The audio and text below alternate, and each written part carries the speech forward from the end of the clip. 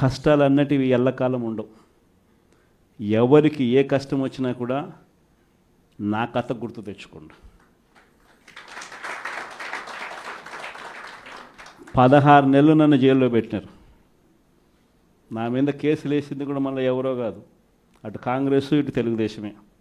నా పిటిషన్లో ఎవరు పిటిషనర్స్ అంటే అటు కాంగ్రెస్ ఎమ్మెల్యేలు ఇటు తెలుగుదేశం పార్టీకి సంబంధించిన నాయకులు.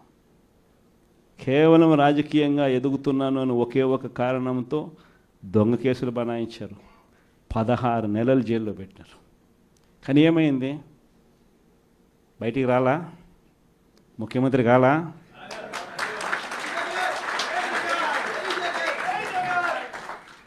ప్రతి ఒక్కరు ఇది గుర్తుపెట్టుకోండి. ఎవరికైనా ఇంతే. మహా చేస్తే వీళ్ళు ఏం చేయగలుగుతారు? దొంగ కేసులు పెడతారు,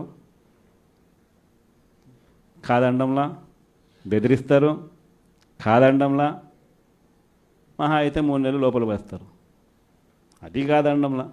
కానీ ఏం చేస్తారు?